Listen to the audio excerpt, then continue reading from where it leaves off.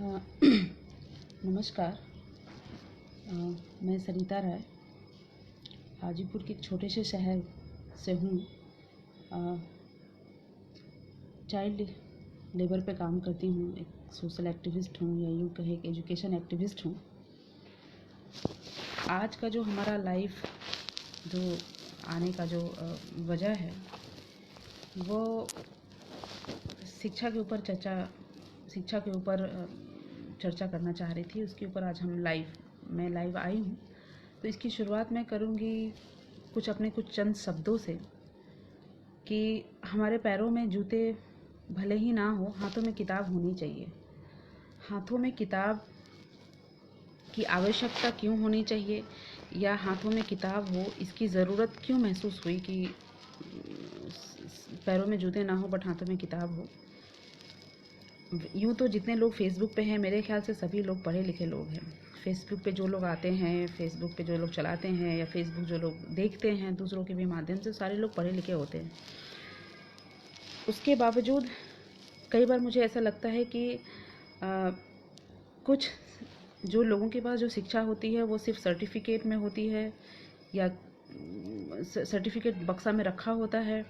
असल ज़िंदगी में जो उनको ज्ञान होना चाहिए जीवन के प्रति, इंसान के प्रति, वो शायद इसकी कमी होती है। लोग आजकल पढ़ते हैं, लोग आज परीक्षाएं देते हैं या लोग आज नौकरियां लेते हैं, उसका कहीं ना कहीं वजह एक रोबोट बनना होता है। वो रोबोट जो कहीं ना कहीं पैसे कमाने की मशीन है, जो अपने घर चलाने के लिए पैसे कमाता है या फिर अपने ज़रूरतों को पूरा करने के लिए पैसे कमाता है। तो शिक्षा का मेन उद्देश्य आजकल नौकरी लेना हो गया है।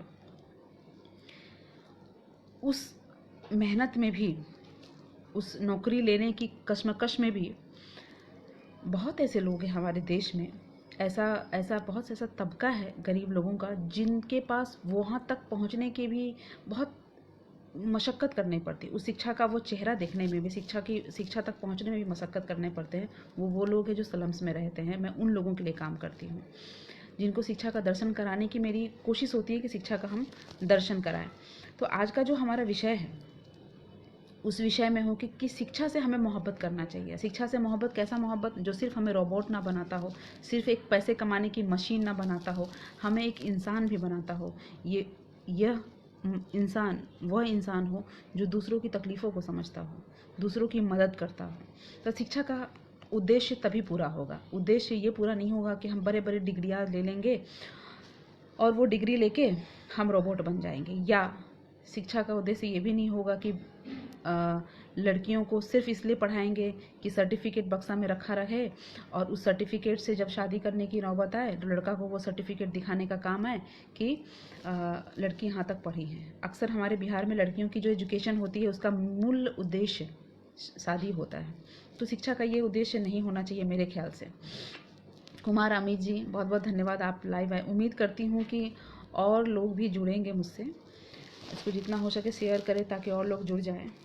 ये कहने का मेरा उद्देश्य जुड़ने का ये नहीं कि बहुत लोग मुझे देखें, बहुत लोग इसमें जुड़े। उद्देश्य ये है कि मेरी बात उन लोगों तक पहुंच सके। 2-3 घटनाओं से मैं अवगत कराऊंगी कि शिक्षा का मैंने जो एक्सपीरियंस किया है ग्राउंड लेवल पे एक्सपीरियंस ये किया है कि अभी कोरोना की जो समस्या, जो महामारी आई है, बहुत लोगों ने बहुत सारी बातें की कोरोना पे। कोरोना ये, कोरोना वो कोरोना, थाली बजाना, दिया जलाना, बहुत सारी चीज़ें हुई। कोरोना फिर भी भागा नहीं। कोरोना क्यों नहीं भागा? क्योंकि मुझे लगता है कोरोना कोई वायरस जैसी चीज़ आपको और हमको लगता है। कोरोना जो है ना, वो वायरस जैसी चीज़, वो एक्चुअली हमारे अंदर की बुराइयां हैं जो बाहर आज धरती पे विकराल रूप ले रहा है। वो हम आपकी बुराई है कोरोना कोई बहुत बड़ा वायरस समझ के भूल कर बैठे कि गो कोरोना गो, थाली बजा के हम सोचे कि हम भगा देंगे तो वो भाग जाएगा। ऐसा हुआ नहीं है। कोरोना था, कोरोना अभी और रहेगा। कोरोना के साथ जीना भी पड़ेगा हमें। जीना इसलिए पड़ेगा क्योंकि ये हमारा ही अंजाम है। जो गलतियां हम इस धरती पर रह के कर चुके हैं और कर भी रहे हैं, आगे भी हम कर रहे हैं, वो हमारा ही कर्मों का एक अंजाम है जो हम इंसान कर रहे हैं, आज भी करते हैं। इस लॉकडाउन में बहुत सारी चीज़ें अच्छी हुई, अच्छे काम हुए। बहुत सारे पुरुष खाना बनाना सीख गए, बहुत सारे बच्चे अब घरों में रह के अपने परिवार के साथ समय बिताने लगे, बहुत सारे पुरुष अब समय बिताने लगे, बहुत सारी महिलाएं अब खुश हो गई क्योंकि उनके जीवन में अब उनके जो परिवार के जो सदस्य हैं, जो उनके लिए महत्वपूर्ण हैं, वो उनके साथ अब रहता है, उनकी आंखों के सामने अब रहता है। जब हम काम किया करते थे, जब हम वर्किंग थे, तो हमें बहुत दूर रहना पड़ता था, बहुत काफ़ी समय दूर देर रहना पड़ता था अपने घर वालों से। आज ऐसा नहीं है, आज हमारे घर वाले हमारे आसपास हैं। लॉकडाउन का फ़ायदा है। सबसे बड़ा नुकसान के ऊपर मैं चर्चा करूँगी, क्योंकि मैंने ग्राउंड लेवल पे ये चीज़ देखा है। सबसे बड़ा नुकसान क्या हो रहा है महिलाओं के साथ। जो पुरुष आज घर में हैं, वो बहुत ऐसी महिलाएं हैं, मेरे पास ऐसे केसेस भी आए हैं, मुझसे मदद की मांग की गई है। बहुत ऐसी महिलाएं हैं जो घरेलू हिंसा का शिकार हो रही हैं। घरेलू हिंसा जो है, मैं इस पे ज़रूर चर्चा करूँगी, क्योंकि शिक्षा से ये कहीं ना कहीं कनेक्ट करता है। क्योंकि लोगों को लगता है कि जो लोग पढ़े लिखे हैं, जिनके पास डिग्रियां हैं, वो शिक्षित है। ऐसी नहीं है। घरेलू हिंसा ज़्यादातर आजकल मजदूर, गरीब, अमीर घरों में हो रहा है। पढ़े लिखे लोगों के बीच ये चीज़ हो रहा है। मेरे पास एक पढ़ी लिखी महिला का फ़ोन आया, जिन्होंने फ़ेसबुक के माध्यम से मेरा नंबर कहीं से लिया और उन्होंने मुझे फ़ोन किया और उन्होंने मुझे कहा कि मैडम, बहुत जगह मैंने मदद की, गुहार लगाई, मुझे मदद नहीं मिली। मुझे मदद आपसे चाहिए कि ये मैं केस बता रही हूँ, जो मुझे केस आया और मुझे उस महिला की मदद करनी है। मैं कोशिश में लगी हूँ उसकी मदद करने में। उसने कहा कि मैडम, बहुत दिक्कत से मुझे आपका नंबर मिला है। बहुत लोगों से मैंने कोशिश की मदद मांगने की, मुझे मदद नहीं मिली। मेरी समस्या ये है मैडम कि मेरे हस्बैंड जो हैं वो आर्मी में जॉब करते हैं। वो शायद दानापुर के रहने वाले, मैं नाम नहीं लूँगी उनका, उनकी प्राइवेसी के लिए। मेरे हस्बैंड आर्मी में रहते हैं और वो घर कम रहते हैं, चूँकि आर्मी ऑफिसर है तो वो घर में उनका रहना कम होता है। और उनके जो घर में वो ससुराल में रहती हैं, उस ससुराल में उनका ससुर उनके साथ गलत बर्ताव करता है। थोड़ी देर के लिए मुझे अजीब लगा, कि यकीन नहीं हुआ, क्योंकि ससुर का मतलब वो फादर फिगर दिमाग में आता है। हम आप सभी के दिमाग में फादर फिगर आता है, और हम सब लोगों को अगर कोई आके ये कहे, आपके घर की कोई महिला कहे कि इसने फलाना ने ये किया, तो थोड़ी देर के लिए यकीन नहीं भी होता है। मैंने भी सोचा कि ये पता नहीं ऐसा क्यों कह रही, हो सकता है कुछ और रीज़न भी होंगे। कई बार महिलाएं जो है घरेलू हिंसा का एक हथियार बना के इस्तेमाल करती हैं केस जीतने के लिए या प्रॉपर्टीज़ के लिए। बहुत सारी बातें होती हैं, इसको हथियार भी महिलाएं बनाती हैं। मगर मेरे दिमाग में कई बार दोनों चीज़ें आई कि हो सकता है ये भी कारण हो। बट फिर मैंने कहा कि आप मुझे ठीक से बताइए। उसने कहा कि मेरे ससुर मेरे साथ गलत करने की कोशिश करते हैं। तो मैंने बोला, आप ये कोर्ट में, मैंने उनको कहा, उस महिला को, कि अगर आप ये केस करना चाहती हैं। तो उसने कहा, हाँ मैं करना चाहती हूँ, मैं सज़ा दिलाना चाहती हूँ ससुर को। फिर मैंने कहा कि कोई भी ठोस सबूत, कुछ ऐसी चीज़ें होनी चाहिए जिससे लगे कि आप जो कह रही हैं वो लोगों को यकीन हो। क्योंकि हमारा समाज ऐसा है ना, कि कोई महिला कह दे कि मेरे साथ इसने ऐसा किया, खास करके उसके घर का कोई सदस्य है, तो लोगों को यकीन कुछ देर के लिए नहीं होता है। तो उसने कहा कि मेरे पास वीडियो है। मैंने कहा, आप एक काम कीजिए, मुझे वो वीडियो भेजिए, मैं देखूँ कि क्या बात क्या है। आप यकीन नहीं मानेंगे, जब मैंने वीडियो देखा तो मैं थोड़ी देर के लिए शॉक हो गई। मुझे समझ में नहीं आया कि मैं रिएक्ट क्या करूँ। सही में उसके ससुर ने उसके साथ गलत बर्ताव किया। बड़ा मुश्किल से, बड़ा मशक्क़त करके छुप के उस औरत ने वीडियो लिया अपने ससुर का, और उसने उसको सेव किया और रखा उस वीडियो को। आप यकीन नहीं करेंगे, जब मैंने देखा तो मैं हिल गई। मुझे शौक लगा कि ऐसा भी होता है, इंसान ऐसे भी होते हैं। वो महिला बहू थी उस व्यक्ति का, जो कहीं ना कहीं प्रोटेक्शन, जैसे मान लीजिए हम अपने घर में, मैं महिला हूँ, मैं अपने घर में रहती, तो मेरे घर के जो पुरुष होंगे, वो मेरा पिता, मेरा हस्बैंड, मेरा भाई, मेरा दोस्त, कोई भी होगा जिस घर में मैं रहती हूँ, वहाँ का जो पुरुष होगा, उस पुरुष से सबसे पहली उम्मीद मुझ महिला को यही होगी कि मुझे प्रोटेक्शन मिलेगा, मुझे प्रोटेक्ट करेगा वो आने वाली बुराइयों से। जो प्रोटेक्ट जिसको करना है, वही अगर दानव निकल जाए, वही अगर हैवान निकल जाए, तो फिर वो प्रोटेक्शन के लिए क्या करेगी। कानून मान लीजिए सज़ा दे भी दिया, बट दिल का जो इंसाफ वाला जो तराजू है, क्या वो सज़ा दे के भी उसको सुकून मिलेगा क्या उस औरत को? उसको तो नहीं मिलेगा, क्योंकि वो उस घर में शादी करके गई जहाँ ससुर ऐसा है, तो हस्बैंड बाकी लोगों से वो क्या मतलब, फादर फिगर जिसको कहते हैं। ये ग्राउंड लेवल पे है। इस लॉकडाउन में घरेलू हिंसा का मैंने केस आपको बताया कि समस्या ये भी है। ज़रूरी नहीं कि समस्या कही जाए। कई बार महिलाओं के साथ ऐसी समस्याएं होती है जो महिलाएं कहती नहीं हैं, बट उनको फेस करना होता है, उनको ये चीज़ एहसास उनको होता है और वो झेलती हैं। तो आप जितने पुरुष इस फेसबुक लाइव पे है, मैं आप लोगों से रिक्वेस्ट करनी हूँ। मैं हर बार मैं अपने लाइव में उम्मीद की शब्द का इस्तेमाल करती हूँ, आज मैं उम्मीद शब्द का इस्तेमाल बिल्कुल नहीं करूँगी। आज मैं उम्मीद शब्द का रिक्वेस्ट शब्द का इस्तेमाल करूँगी कि आप जितने लोग हैं, लॉकडाउन में कम से कम अपनी घर की महिलाओं को समझें, प्लस उनकी दिक्कतों को सुने। आप समय निकालें, आपके पास पूरा समय है सुनने का, फिजूल कामों से ज़्यादा समय आपके पास है उनकी समस्याओं को सुनने का। मेंटल डिप्रेशन का शिकार बहुत हो रही हैं महिलाएं, पुरुष भी हो रहे हैं, मैं समझ रही हूँ, बट इस लॉकडाउन में मेंटल डिप्रेशन का शिकार बहुत लोग हो रहे हैं।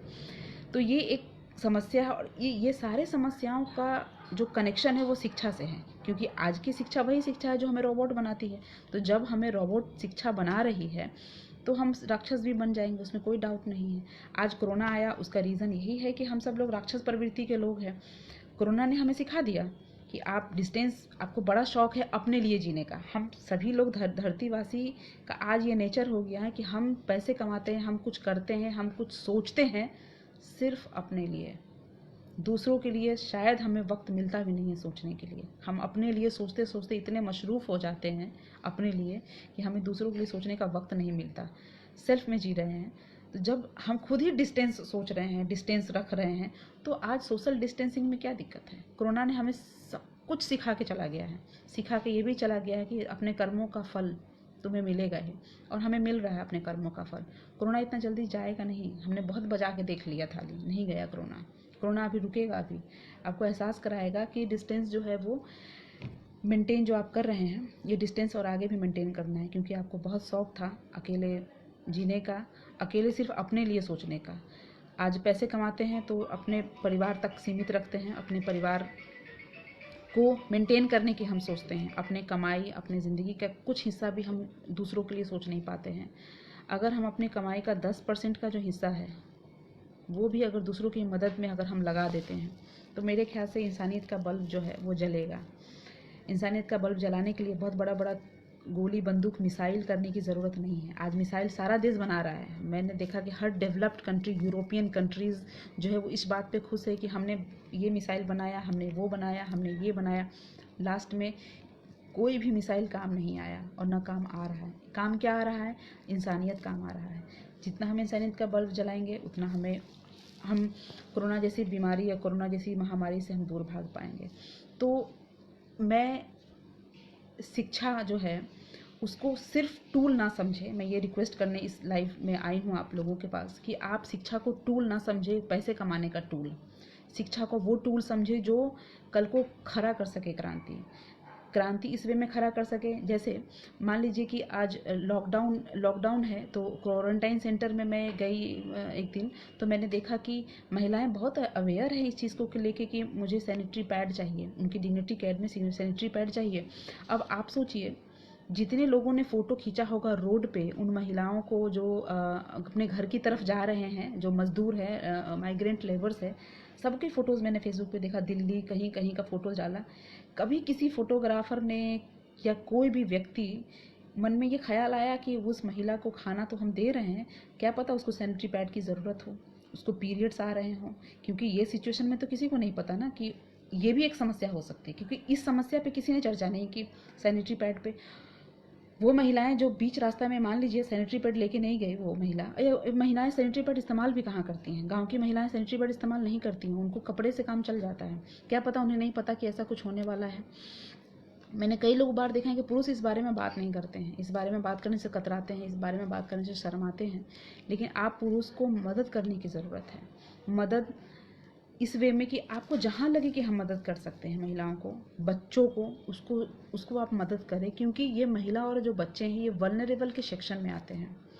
ये आपकी मदद से ही आगे बढ़ेंगे। एक महिला जब अपनी महिलाओं के लिए आगे बढ़ती है तो वो उतना प्राउड फील नहीं कराता है जब एक पुरुष आगे बढ़ता है किसी महिला की मदद करने के लिए। तो आप जितने लोग हैं यहाँ, जो लोग भी देख रहे हैं, उन लोगों से उम्मीद करती हूँ कि इस लॉकडाउन में शिक्षा के बारे में जब आप सोचें तो सिर्फ एक रोबोट बनाने की मशीन को ना सोचें। और दूसरी चीज़ कि ये जो मशीन की बात जहाँ तक आई, तो मैं एक और चीज़ ऐड करूँगी इसमें। एक और चीज़ जो बहुत महत्वपूर्ण है कि ऑनलाइन क्लासेस की बहुत होड़ लगी है। लगभग स्कूल्स बच्चों को, प्राइवेट स्कूल्स ऑनलाइन क्लासेस चलाते हैं, गवर्नमेंट स्कूल्स भी ऑनलाइन स्कूल चलाने की बात कर रही है। 1 मिनट के लिए समय पॉज कीजिए और आप सोचिए, आपके बच्चे मोबाइल लेके ऑनलाइन क्लासेस करते हैं। अब आप सोचिए उन बच्चों का क्या जिनके पास स्मार्टफोन नहीं है। ऑब्वियस ही बात है, ऐसे बच्चों के पास स्मार्टफोन नहीं है जो चाइल्ड लेबर करते हैं, बाल मजदूरी में फंसे हैं, फैक्ट्री में काम करते हैं, होटल्स में राजू बना हुआ है, छोटू बना हुआ जो बच्चा है, वो बच्चा के पास मोबाइल फ़ोन नहीं है आपके बच्चों की तरह कि मोबाइल फ़ोन में वो ऑनलाइन क्लास करे वो, है ना। तो अब आप सोचिए भारत का ऐसा बहुत सारा बड़ा तबका है ऐसे बच्चों का, उनकी शिक्षा का क्या होगा। मुझे लगता है कि ये सरकारों को भी सोचनी चाहिए।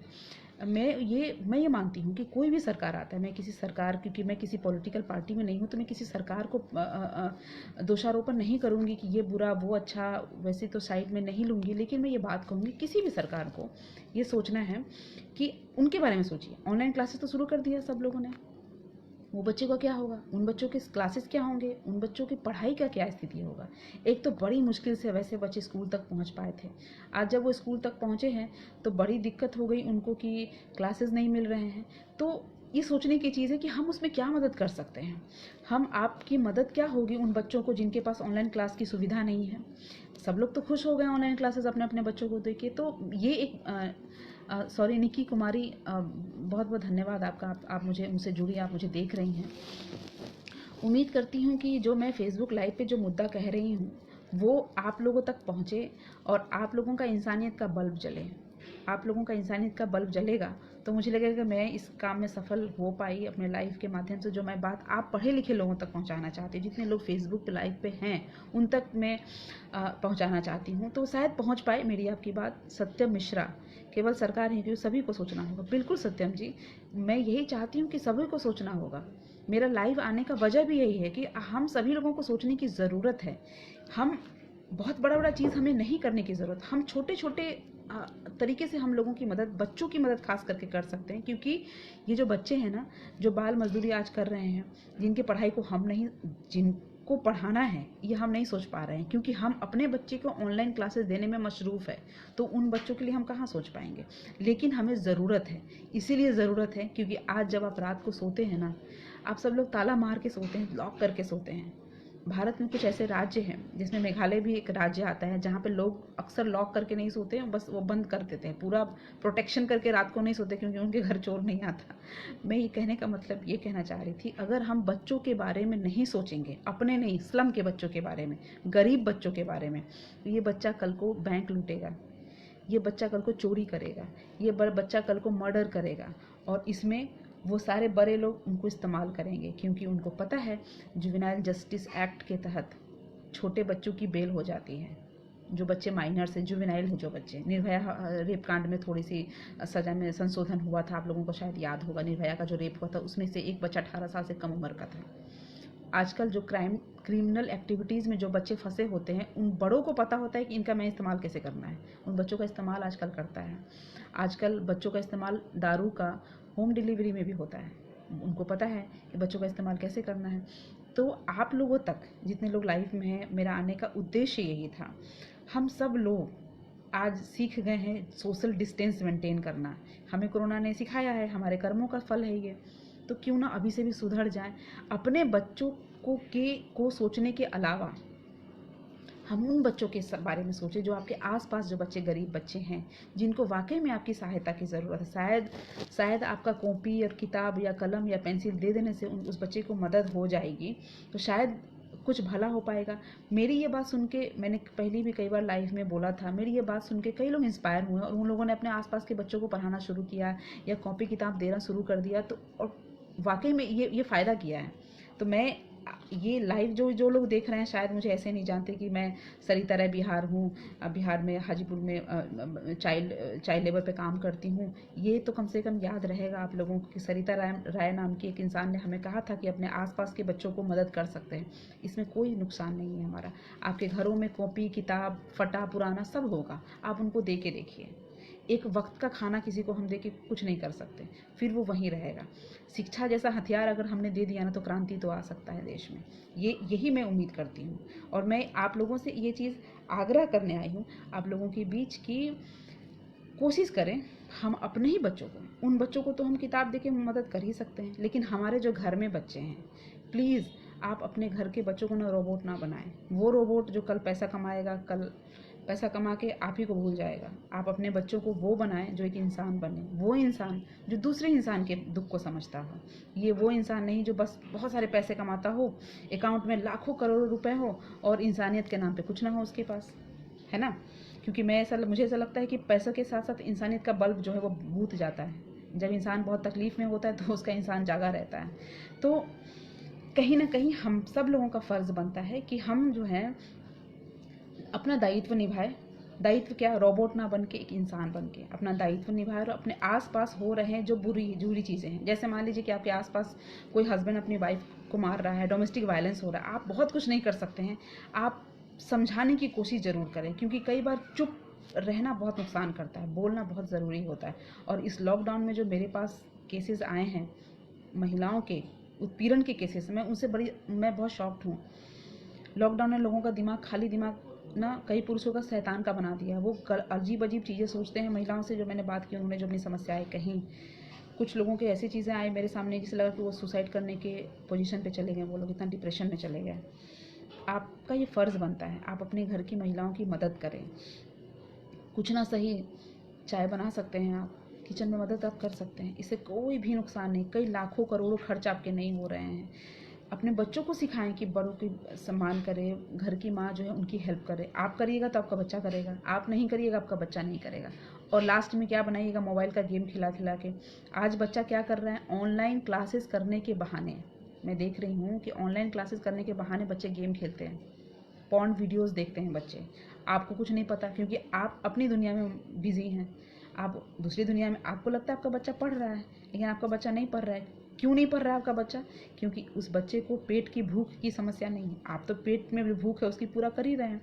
पेट का भूख का समस्या किस बच्चे को? जो स्लम में रह रहा है, जो फैक्ट्री में काम कर रहा है, जो होटल्स में काम कर रहा है, जो छोटू बना हुआ है जो बच्चा, उसको भूख है। जब उसको पेट में भूख है तो वो किताब की तरफ जाएगा, उसका झुकाव किताब की तरफ ज़रूर होगा। लेकिन वो बच्चा जो भूखा नहीं है, जिसको पेट में खाना है, फ्रिज में बहुत सारी चीज़ें रखी हुई हैं, वो तो ऑब्वियस सी बात है, वो पबजी की तरफ जाएगा, वो पॉर्न वीडियोज़ की तरफ जाएगा ही जाएगा, वो है ना। तो आपको ज़रूरत है अपने बच्चों पर भी ध्यान देने का। वो बच्चा जिसके हाथ में मोबाइल है उस पर भी ध्यान देना है, या वो बच्चा जिसके हाथ में थाली है कि आप उसको खाना दें, आप उसको भोजन दें, आप उसको किताबें दें, आप उसको कलम दें। दायित्व हम सब लोगों का है। कोई भी एक व्यक्ति पूरा देश नहीं चला सकता। अगर मैं कहूँ कि हमारा प्रधानमंत्री देश चला रहा है तो ये गलत बात है, ऐसा होना नहीं चाहिए। हर व्यक्ति की सहभागिता होना चाहिए। किसी भी पार्टी में किसी एक व्यक्ति की सुनी जाए, कोई भी एक व्यक्ति जो कहे वही सब कुछ सही है, तो वह गलत है। हर व्यक्ति को मदद करना। और हमारा भारत देश एक ऐसा देश है ना, जिस देश में अच्छाई कुट कुट के भरी हुई है। बस हम ना अपने आसपास की अच्छाई को देख नहीं पाते हैं।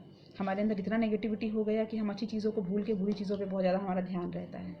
तो मैं उम्मीद करती हूँ इस लाइव के माध्यम से कि आप जितने लोग आज मुझे सुन पाए हैं, वो सारे लोग अपने इंसानियत का बल्ब जलाएंगे, और इस इंसानियत का बल्ब में अपने बच्चे और दूसरों के बच्चे, उन पे भी आप ज़रूर ध्यान देंगे। मेरा लाइव आना, सरिता राय बिहार का लाइव आना सफल तभी हो पाएगा जब ये बात जो मैंने कहा वो आप लोगों तक पहुंचा पाएंगे। आप सभी का बहुत बहुत धन्यवाद।